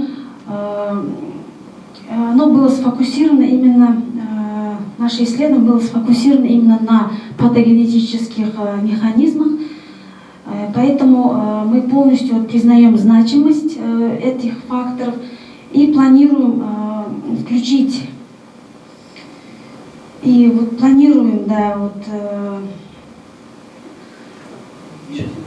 период постэффекта, сохранения результатов после отмены препарата, так как не входил в наши задачи исследования, мы планируем его прологирование наблюдения за участницами после 6 и 12 месяцев для оценки длительности сохранения эффекта. Это позволит определить оптимальные сроки повторных курсов и необходимости поддерживающей терапии. Благодарю, спасибо. Нуршик Ипаевна, вы удовлетворены ответами докторанта? Да, удовлетворена, благодарю. Спасибо. Слово предоставляется второму официальному рецензенту Георгадзе Елене Романне, доктору медицинских наук, профессору Тбилисского института имени Джавахишвили, научному руководителю Национального института эндокринологии, эксперту Минздрава Грузии по эндокринологии, город Тбилиси, Грузия. Добрый день еще раз, многоуважаемый председатель ученого совета, члены ученого совета и коллеги. Моя задача намного легче, так как предыдущим рецензентом была подробно разобрана вся диссертация. Просто позвольте, я остановлюсь на некоторых ключевых моментах, чтобы подтвердить, что я полностью согласна с предыдущим рецензентом. Полученные данные диссертата о влиянии профилактических доз витамина D на суточный ритм кортизола. Связь есть? Меня слышно? Да, вас хорошо слышно. Я вас плохо слышу. Первичные сценарии могут быть использованы врачами для разработки эффективных профилактических стратегий, для создания новых клинических рекомендаций и внедрения их в практическую медицину. В рамках диссертационного исследования диссертант продемонстрировала отличные практические навыки, при этом чувствуется, что полностью владеет выполненной работой.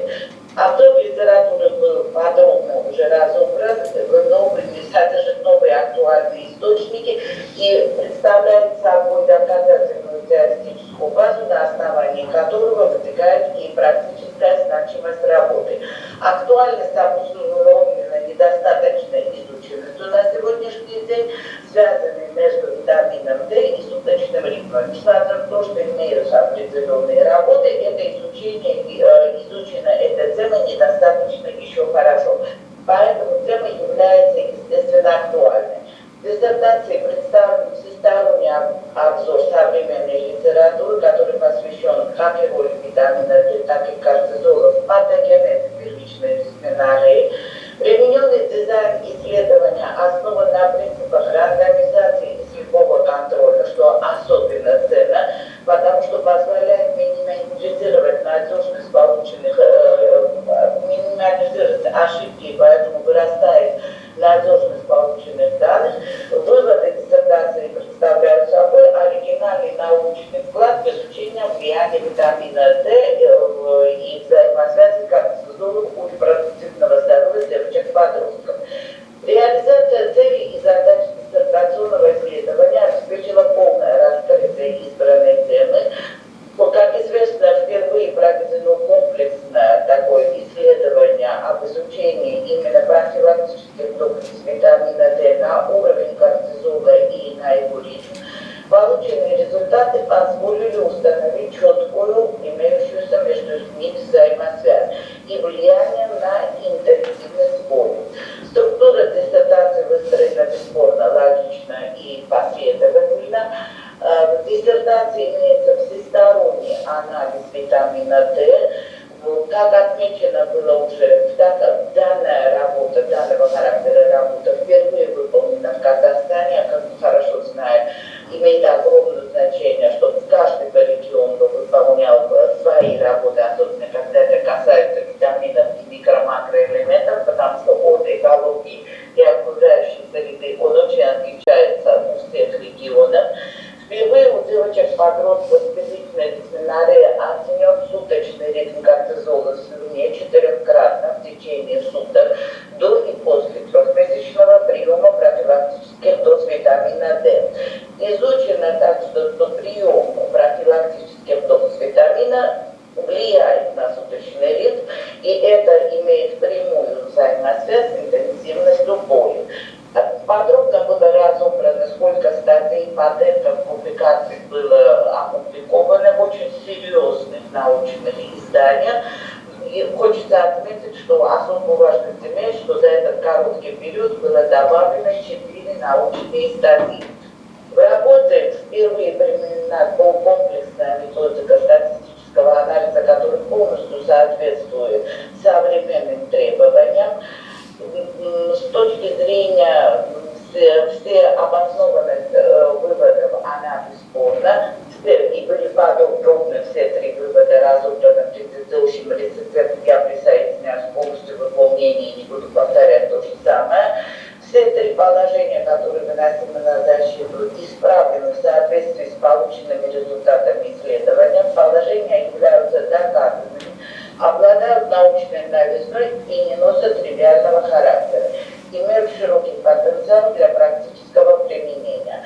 Основные результаты полностью отражены в опубликованных статьях. Выбор методологии, как уже вы слышали, я полностью с этим тоже согласна, обоснованный и подробное описание методологии. Результаты диссертационной работы с использованием современных методик и исследований интерпретации не вызывают никаких сомнений. Они полностью соответствуют всем своим заключениям. Теоретические выводы, представленные в диссертации, полностью доказаны и подтверждены экспериментальными своими же исследованиями. Все важные утверждения полностью подтверждены, и, конечно, трехмесячная, то, что диссертация практическое значение имеет, потому что мы, в принципе, будем учитывать, что трехмесячная, а может быть, даже больше нужно применять, то есть нужно регулировать уровень витамина D, потому что это показал диссертант, что прием витамина D в дозе 4000 он снижал интенсивность боли. И я считаю, что это имеет огромное значение для внедрения в практике, потому что улучшается уровень жизни девочек. Только если они могут снизить интенсивность боли, то, соответственно, они будут лучше себя намного чувствовать. В ходе рецензирования диссертационной работы у меня возник только единственный вопрос, который можно было бы подискутировать. Я хочу узнать, что когда в работе подбирали профилактические дозы витамина D, который снижал интенсивность болевого синдрома, учитывался ли исходный уровень витамина D у участниц исследований, и в зависимости от этого менялись ли дозы витамина D, и планируется ли в дальнейшем дифференцированный подход к назначению дозировки в зависимости от исходного уровня витамина D. Но, естественно, хочу отметить, что научный уровень статьи соответствует требованиям, предъявляемым диссертационным работам. Диссертационная работа Кульжановой Динары Сандыбаевны представляет собой оригинальное исследование, посвященное изучению влияния приема профилактических доз витамина D на кортизол у девочек-подростков с первичной дисменореей. Автор самостоятельно выполнил все этапы исследований, получил новые научные данные, внося значительный вклад в развитие соответствующей области медицины. Работа полностью соответствует требованиям, предъявляемым диссертацией на соискание ученой степени доктора философии PhD на образование по образовательной программе 8D 10102 медицина. Ходатайство перед комитетом для присуждения докторанту степени доктора философии. Спасибо за внимание. Елена Романовна, спасибо за отзыв. Слово предоставляется докторанту для ответа на замечания рецензента и выводы по их рекомендациям. Благодарю, Елена Романовна, за ваш положительный отзыв. Позвольте ответить на ваш вопрос. Вот специального отбора девочек по исходному уровню витамина D мы не проводили. И вот при обработке результатов исходные показатели витамина D были проанализированы и учтены как коварианты в регрессионной модели. Это позволило нам количественно оценить вклад исходного статуса в конечный результат и подтвердить, что положительный эффект витамина D на снижение болевого синдрома сохраняется с поправкой на исходный уровень. Если говорить о дифференцированном подходе к дозировкам, то мы полностью разделяем мнение рецензента о важности дифференцированного подхода к назначению дозировок. И в рамках данного исследования мы использовали фиксированную профилактическую дозу 4000 международных единиц, что соответствует рекомендациям по профилактике дефицита витамина D. Полученные результаты обосновывают целесообразность разработки персонализированных схем в будущем. И следующим этапом может стать изучение эффективности разных дозировок в зависимости от степени исходного дефицита, что позволит перейти к индивидуализированной тактике ведения пациента. Еще раз благодарю за ваш вопрос. Елена Романовна, вы удовлетворены ответом докторанта? Да, спасибо большое, я полностью удовлетворена. Спасибо большое.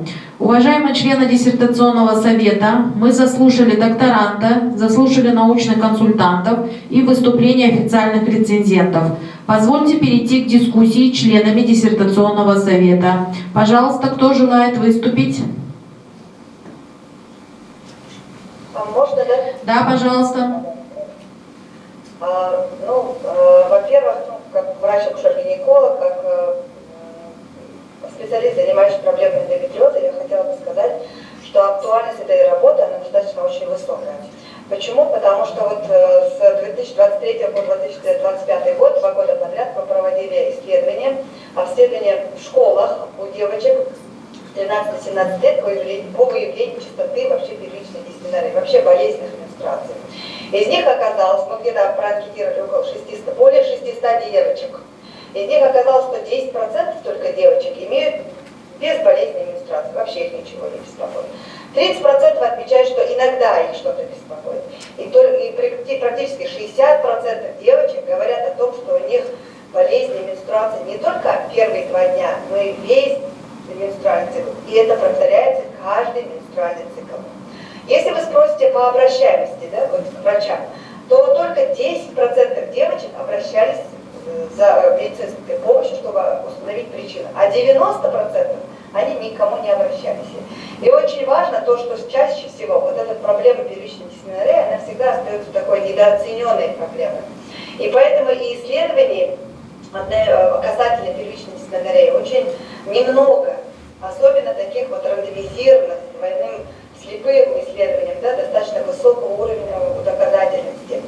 И учитывая особенность категории этих пациентов, возраста этих пациентов, учитывая то, что многие препараты, которые специфически могли бы более эффективно работать с лечением дисменоррhеи, да, я имею в виду гормональных препаратов, они имеют своего рода ограничения по возрасту. Вы все знаете, что гормональные препараты в официальной инструкции написано, показано с 18 лет. А здесь у нас девочки в 13, 14, 15 лет.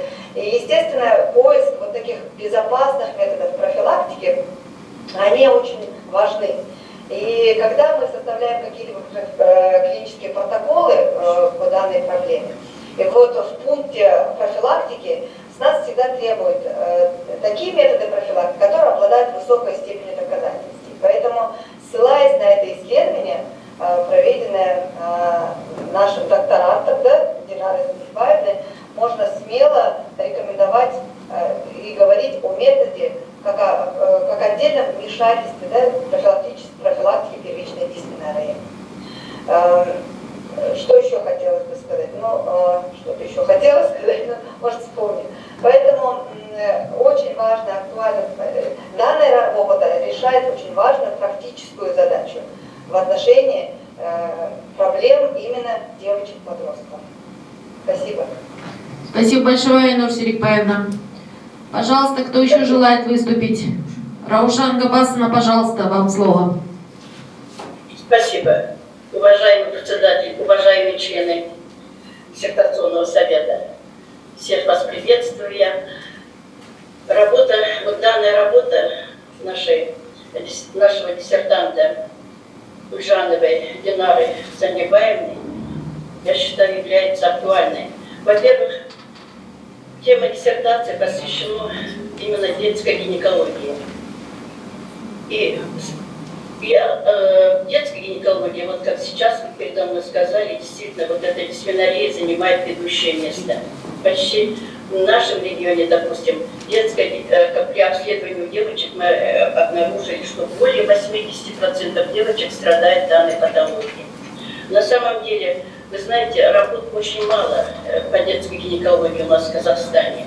И что говорить, мы все знаем, что служба эта поставлена на сегодняшний день еще не на должном уровне.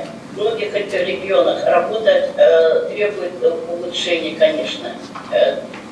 Поэтому то, что те работы, которые сейчас посвящены именно детской гинекологии, мы должны, конечно, приветствовать.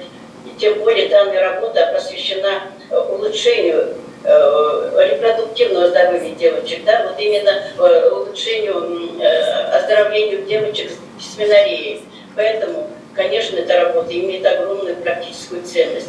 Ну и в научном плане также работа также актуальна. То, что действительно на сегодняшний день влияние витамина D на суточный ритм кортизола еще недостаточно изучено. Поэтому, конечно, работа на сегодняшний день как в актуальном, так и в практическом плане эта работа актуальна. Работа имеет, конечно, несомненно, все мы видим, работа имеет научную новизну. Имеет и практическую ценность. Практическую ценность, вот то, что предлагаемым автором, профилактическая доза витамина D при первичной дисменории, я думаю, необходимо включить вот эту профилактическую дозу витамина D в протоколы при лечении девочек не только с первичной дисменорией, но и при всех нарушениях менструально-авариального цикла. Я думаю, это будет очень полезной в этом плане работа. Поэтому также я вот хочу также подчеркнуть, что на сегодняшний день, конечно, резервом снижения таких патологий, грозных патологий у нас в акушерстве, гинекологии, как недонашивание, как бесплодие, резервом служит, конечно, это оздоровление наших девочек именно в подростковом периоде. На что у нас на сегодняшний день не во всех регионах внимание полностью не обращается. Работа также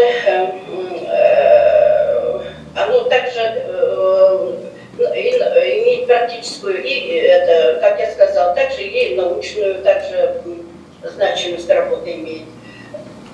Также, учитывая также вот эти положительные рецензии, сделанные нашими уважаемыми рецензентами, и самое главное, учитывая, что автор это полностью внесла изменения и дополнения, учитывая замечания, сделанные ей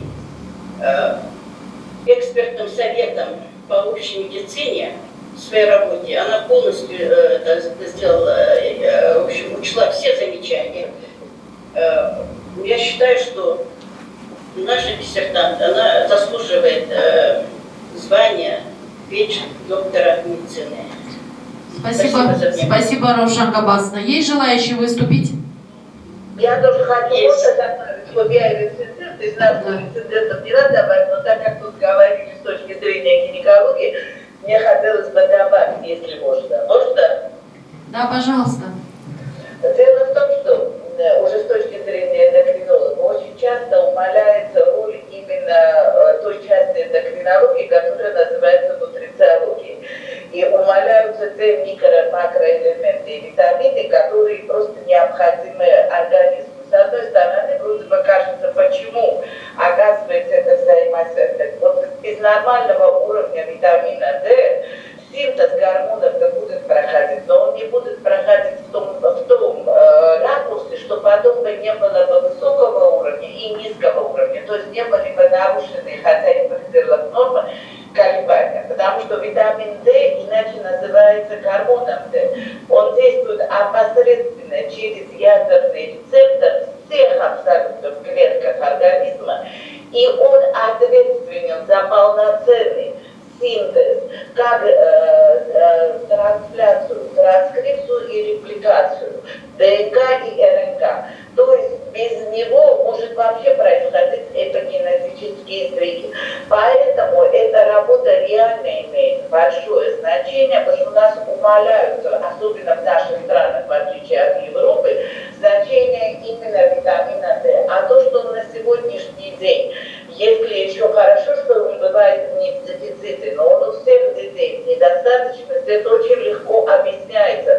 Раньше, когда росли мы, наше поколение, мы выходили во двор.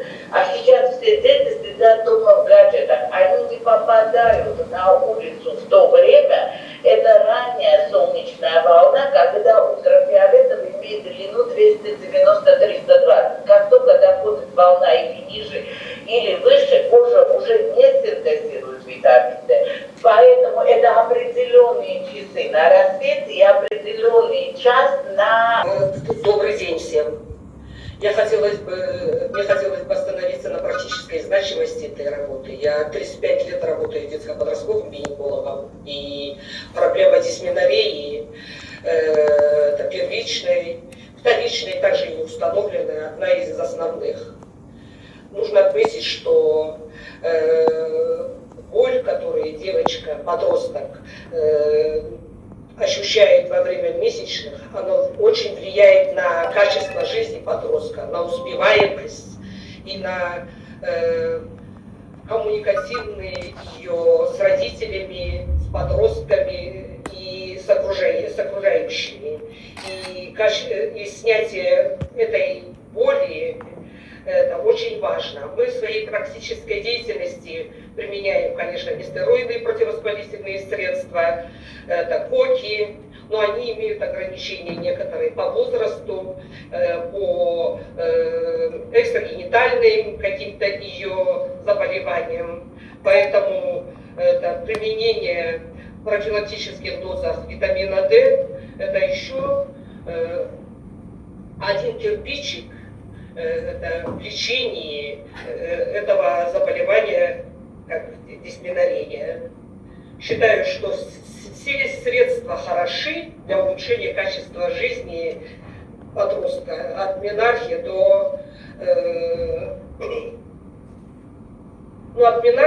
до пока она не свою репродуктивную функцию будет осуществлять. Спасибо большое. Есть еще желающие выступить? Да, да, Жасур Рамджанович, пожалуйста. Уважаемые коллеги, уважаемые участники, мне кажется, мы сегодня обсуждаем уже второй раз тоже очень актуальную тему, касающуюся юношеского здоровья и здоровья наших детей, наших подростков, наших девушек. И проблема, касающаяся профилактических мероприятий, я думаю, что это даже важнее, чем лечение самого заболевания. А так как диссертантом выбрана тема влияния приема профилактических доз витамина D на кортизол у девушек-подростков, я думаю, что это своевременно и очень значимо. Потому что как мы будем вести наших подростков, девушек время переходного периода в юношеском возрасте, то мы точно так же начинаем воспитать будущих наших мам, наших детей. И благополучие семьи непосредственно связано со здоровьем женщин, девушек и наших матерей. И в этом плане я думаю, что безусловно работа очень актуальная. И я задал вопрос, то что и Узбекистан, и Казахстан являются довольно солнечными странами. И мой вопрос был такой, что вы изучали ли вообще влияние солнца на выработку витамина D. А диссертантом я получил получил достоверный ответ.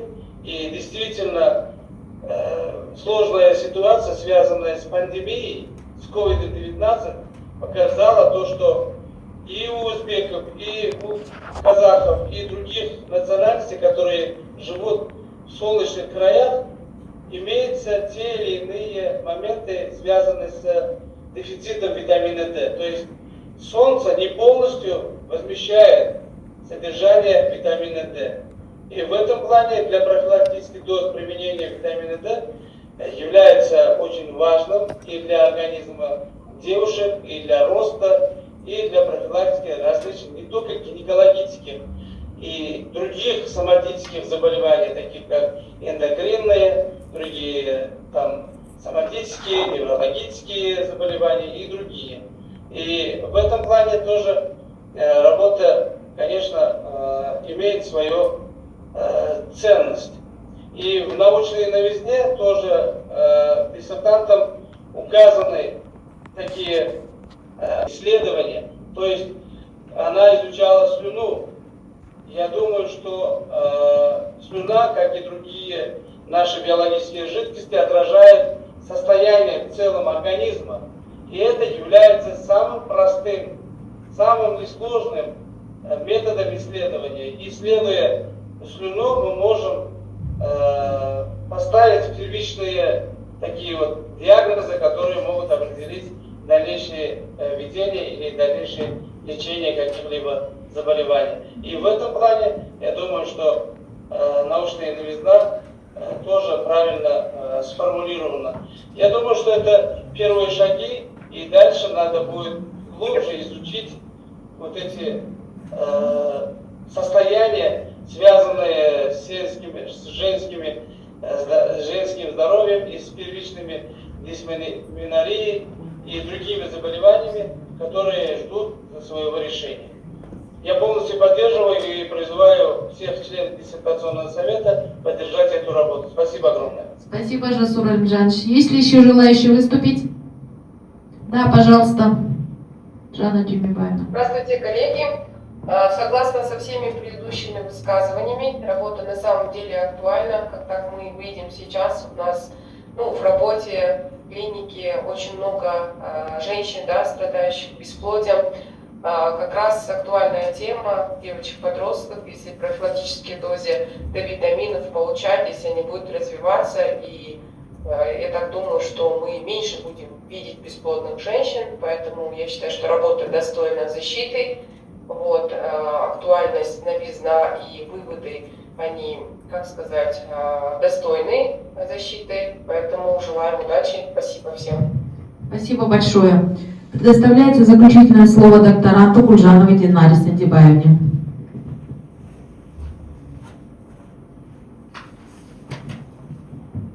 Уважаемая Светлана Калимлаевна, спасибо за предоставленное слово.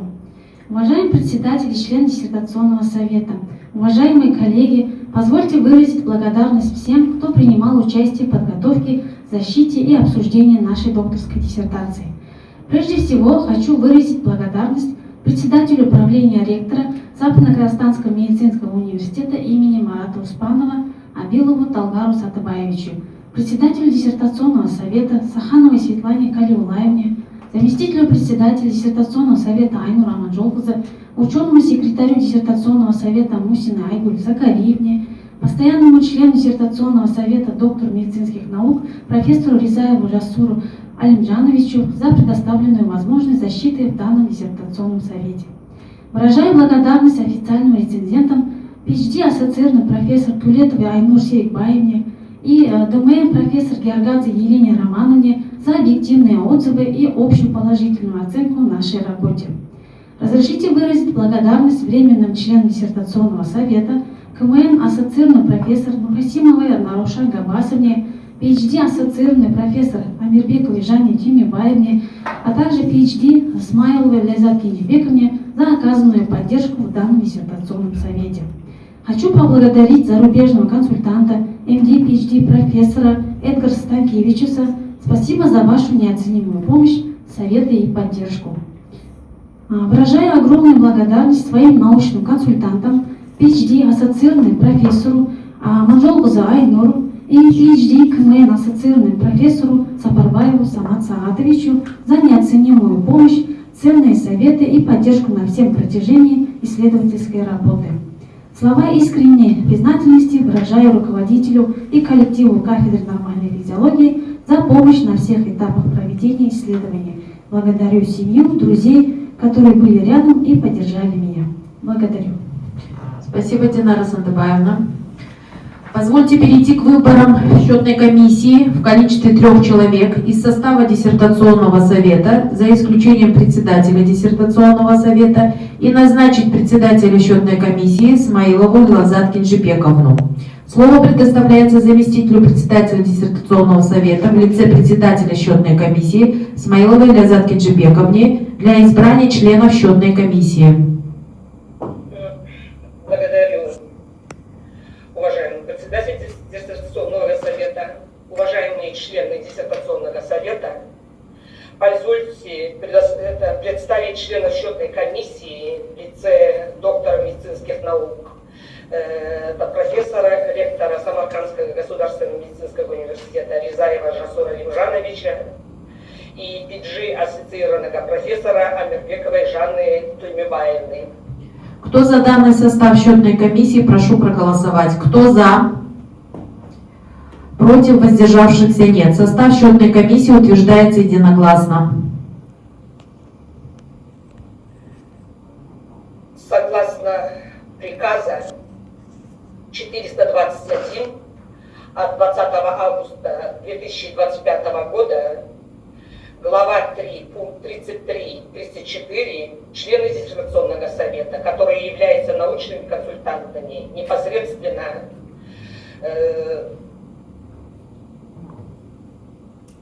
руководителями или находятся в близком родстве с докторантом, а также приглашенные специалисты в голосовании не участвуют. В тайном голосовании принимают участие официальные рецензенты, голоса которых равнозначны голосам членов диссертационного совета. К вашему вниманию сейчас будет представлен лист согласования, где вам необходимо принять одно из 4 решений. Первое. Ходатайствовать перед комитетом для присуждения докторанту степени доктора философии PhD. Второе. Направить диссертацию на доработку. Третье. Направить диссертацию на повторную защиту. И четвертое. Отказать в ходатайстве перед комитетом для присуждения докторанту степени доктора философии PhD. Объявляю перерыв для тайного голосования по вопросу ходатайства о присуждении степени доктора философии Гульжановой Динаре Сандыбаевне на тему влияния приема профилактических доз витамина D на кортизол у девочек-подростков с первичной аменореей по образовательной программе 8D 10102 медицина, а также предоставить ссылку членам диссертационного совета для онлайн-голосования. Прошу отключить аудио и видеосопровождение без отключения трансляции на период тайного голосования. Так, для тайного голосования пустой бюллетень. И я свой скажу. Все остальные голосуют в онлайн-формате. Ага, давайте вот. Вам видно, да, я ящик открыла, вот первый лист, стоит галочка на первом, да, это значит «за».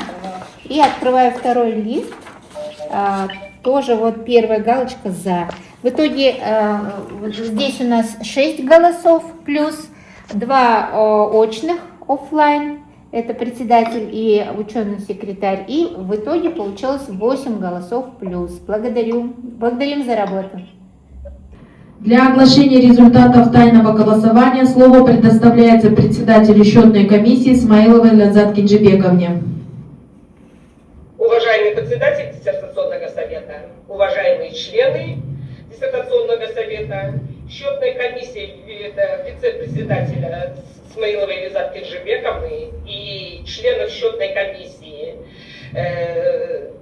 Резаева Жасур Алимжановича, доктора медицинских наук, профессора, и ПиДЖи ассоциированного профессора Амирбековой Жанны Туймебаевны сообщает о результатах тайного голосования для дальнейшего утверждения протокола счетной комиссии по подсчету голосов. В тайном голосовании приняли участие 8 человек. Из них в онлайн-формате 6 и 2 членов диссертационного совета офлайн в очном формате. По итогам подсчета голосов вести голосование, помарок, исправлений и порча листов голосования не было выявлено. Итог голосования. Первое. Ходатайствовать перед комитетом для присуждения докторанту, доктора философии или доктора по профилю количество проголосовавших 8. Направить на диссертацию на доработку количество голосов 0. Направить диссертацию на повторную защиту количество голосов 0. Отказать в ходатайстве перед комитетом для присуждения докторанту доктора философии количество 0. Мы прослушали протокол счетной комиссии. Есть предложение утвердить протокол счетной комиссии открытым голосованием. Кто за данное предложение, прошу проголосовать. За, против, воздержавшихся нет. Протокол счетной комиссии утверждается единогласно. Таким образом, диссертационный совет проголосовал единогласно и будет ходатайствовать перед Комитетом по обеспечению качества в сфере науки и высшего образования Министерства науки и высшего образования Республики Казахстан о присуждении Кульжановой Динары Сантыбаевны на тему влияния приема профилактических доз витамина D на кортизол у девочек-подростков с первичной дисменореей по образовательной программе 8D-101-02 «Медицина» степени доктора философии. Голосование единогласно.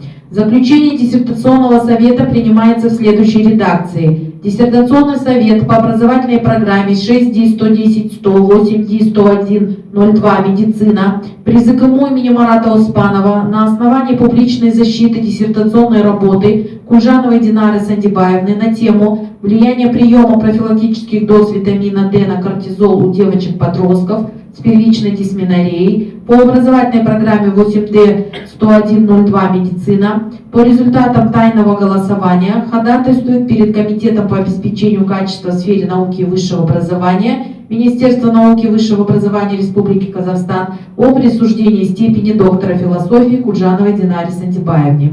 Поздравляем, Динара Сантыбаевна. Уважаемые члены диссертационного совета, есть ли замечания по ведению открытой защиты диссертационной работы? Замечаний нет. Благодарю всех членов диссертационного совета, наших гостей и всех приглашенных за участие в работе. На этом заседание совета считается закрытым. Спасибо большое. Огромное всем спасибо.